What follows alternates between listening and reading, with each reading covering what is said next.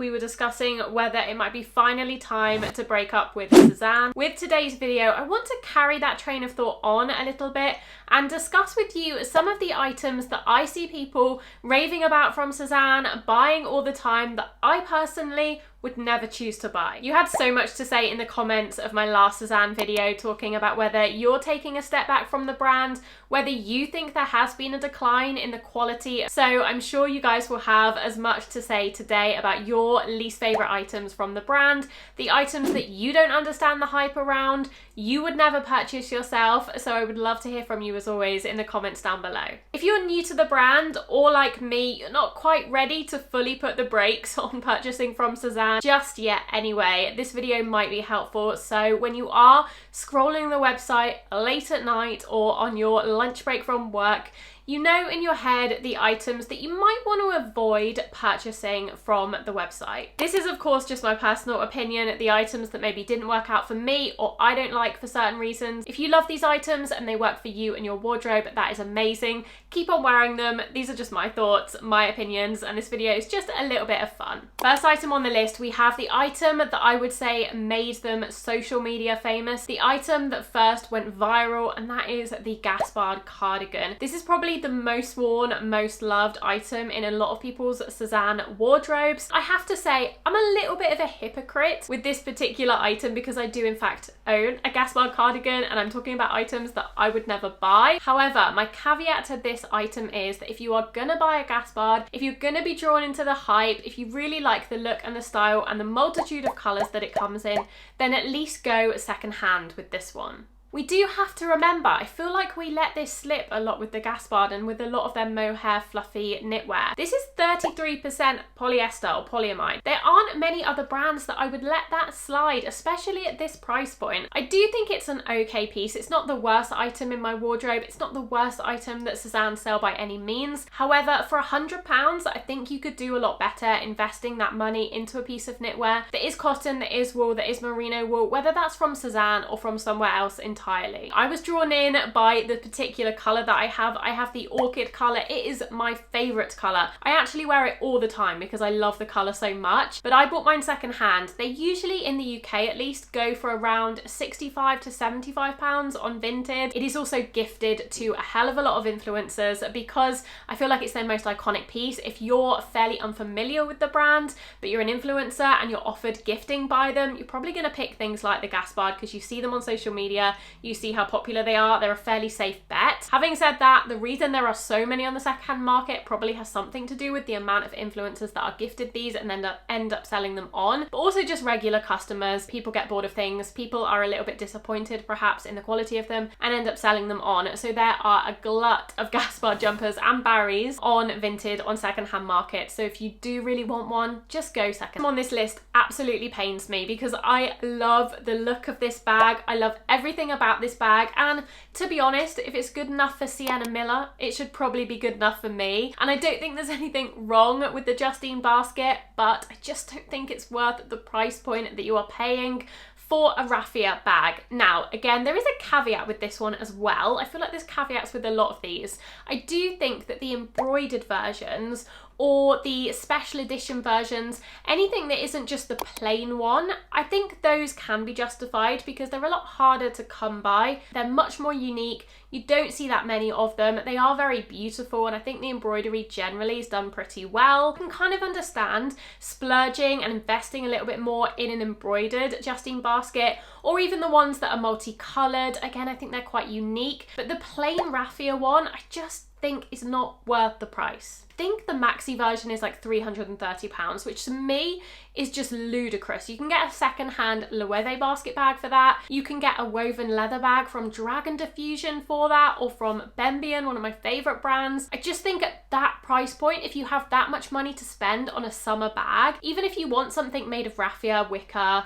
rattan, you can get so many more cool, unique, handmade designs compared to the Justine, which also is all over everyone at the moment. I feel like particularly this summer, so many people have it. Sienna Miller has it. I'm sure there are so many other celebrities and influencers that have been gifted it as well. And I just think it's a little bit overdone now. I feel like if you're gonna spend that much money, go to an indie designer, go to a handmade designer, or just save the money and get something much cheaper at a local market that basically just looks exactly the same. Item number 3 is one that I almost took off this list. I do really like it, and I have tried it on as well. I have tested this item out last summer, but ultimately I don't think I would ever keep this item and spend my own money on it. I just don't think it's quite right, and that's the Pippa dress. I don't think there's anything wrong with this dress per se. It's a little bit like the Justine basket. It's very plain, it's very simple for the price point they're charging. I do really like this colourway. I have to say, this is a little bit like the Gaspard situation. I love this colour. It's pretty much the same colour as my Gaspard, and I think if I found this one secondhand, I might be tempted by it, but I just don't think I can bring myself to spend £125 on what is ultimately a glorified t-shirt dress. It just doesn't sit quite right with me, and I don't think it's where I would put my money into my summer wardrobe.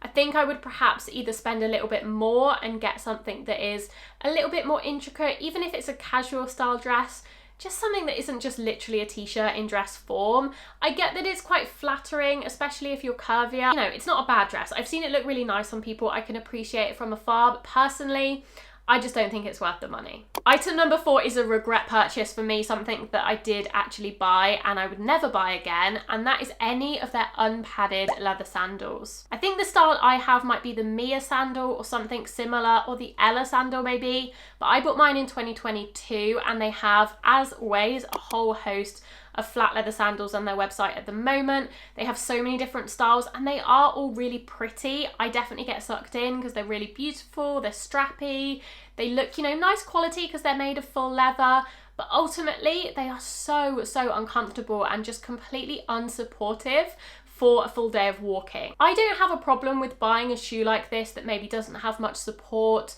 or much comfort to it. If it's more of an occasion wear shoe, a dressy shoe, I'm going to be wearing it in the evening, I'm going to be wearing it for special events, I can kind of take a little bit of pain then, right? Sometimes fashion is pain, sometimes it is worth it for an uncomfortable shoe for the look, but I just think with a casual flat sandal, something that you want to wear day in, day out, you want to be able to walk in, whatever you're doing, you're enjoying your summer, you don't want to be in something that just has no arch support, no comfort, no padding. You're just flat on a piece of really hard leather, and I can tell you from experience it is not comfortable. In at number 5 is the Conrad t-shirt, one of their most iconic pieces. This one I just think is not that great. I have tried a slogan version and the fit of it was terrible. It was really unflattering. It came up really small. The sleeves were really tight, but then the body was boxy. It just wasn't a good fitting t-shirt. And I think for the price point, and even cheaper to be honest, you can go somewhere and get a really nice t-shirt. Go to somewhere like Cos or Arquette, get one of those thick, really nice drapey t-shirts that hang on the body really nicely, that feel like really thick, good quality cotton, and I think that's going to do you way better than Sézane's version. I'm kind of cheating with number 6 because I don't feel like many people do talk about these, and they're not necessarily one of the more popular items on Sézane, but I felt like I had to mention them because I just don't think they're a good buy. And that is any of their sunglasses. I really don't hear many people talking about them, to be fair, so they're definitely not that popular. But I just think they're really expensive for what they are. I love to get my sunglasses from And Other Stories. They cost about £25 to £30, and they're basically exactly the same as the ones that you would find at Sézane. Now, I haven't done the research into how good they are in terms of the lenses and actually kind of protecting your eyes from the sun, you know, the important part. So maybe I'll put some notes on screen about that, because maybe I'm being unreasonable and actually they are much better at protecting your eyes than sunglasses from somewhere like And Other Stories. I'm not sure.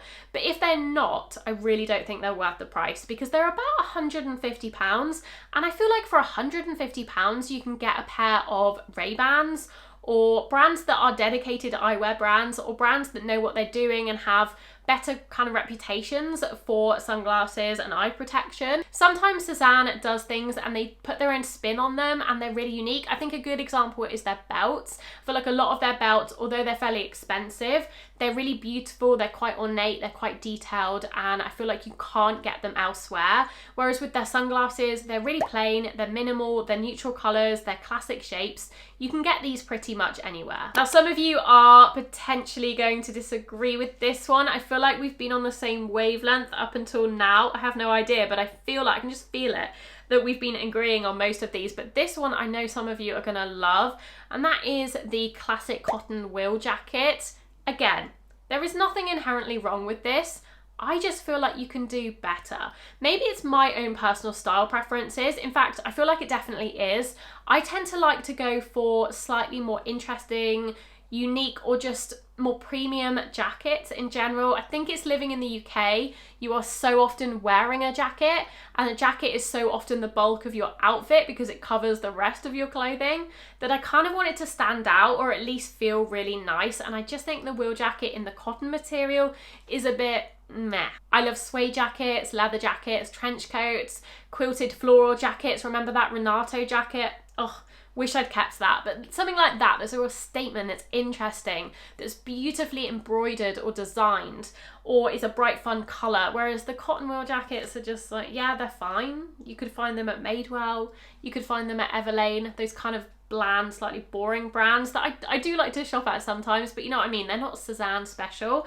So it's just something that I personally wouldn't find myself reaching for or adding to my wardrobe. Now, I do love the suede version. In fact, I would love to own the suede wool jacket. I think it's really beautiful. I think it's fairly reasonably priced actually for a suede jacket, at least in the UK. I think it's like £200, which I think is actually really good. So that's one I could see myself buying at some point, but the classic cotton ones are a no for me. Number 8 is any of their dainty jewellery, especially their rings.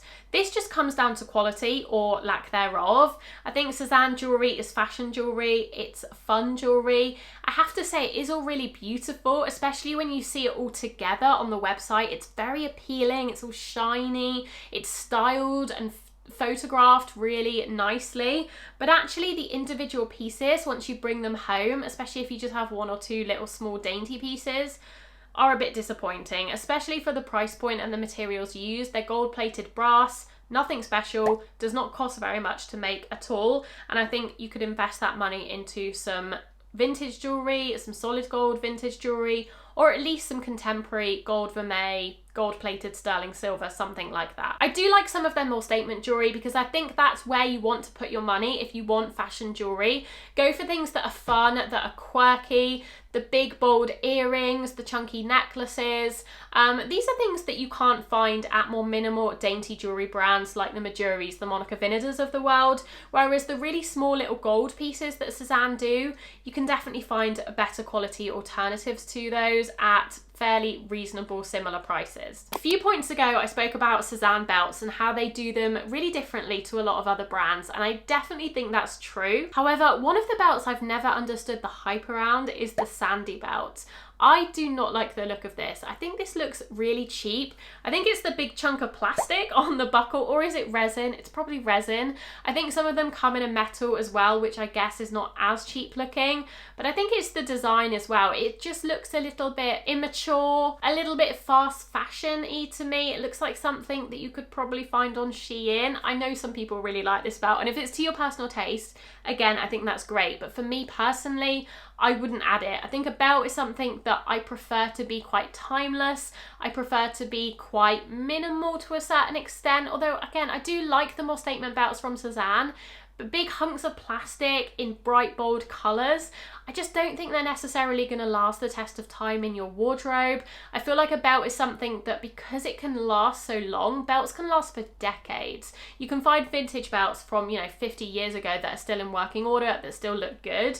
And so when you're investing in a belt, you want to have the future in mind. And I just don't know how many people are going to want to wear these belts in 5-10 years time. Let's end the video on a slightly controversial one, why don't we? And the 10th item or category is just anything from the archives. I feel like we drank the Kool-Aid for a good while there when it came to the Sézane archives. The marketing they use is very clever. It is maybe slightly manipulative in my opinion, but I feel like people are starting to come around and see the light when it comes to the archives and see that they're not necessarily all they're cracked up to be. Most of these items are just items that they couldn't sell the first time around. They couldn't sell full price, so they're offering a discount in the hopes that you will buy it and clear their stock for them. And that is it. That is how brands work. That is how fashion works. It's nothing new. It's nothing different to Sézane. Pretty much everyone does this.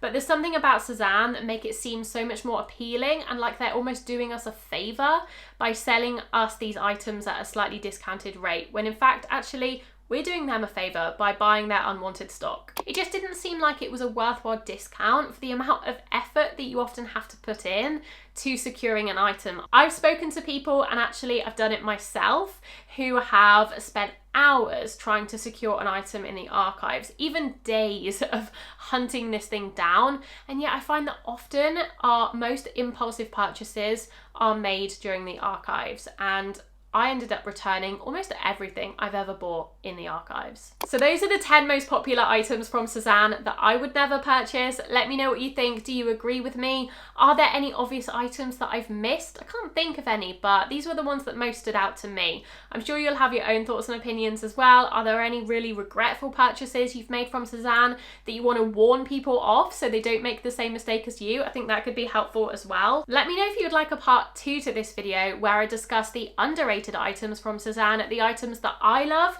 that I feel don't get the attention they deserve. I feel like that could be an interesting video as well. So do let me know in the comments if you would like to see that next. Please consider liking this video if you haven't already. It really helps my channel out. I will also leave some videos on screen that you might enjoy watching next. Otherwise, I hope you're all doing really well, and I will see you very soon in my next video. Bye!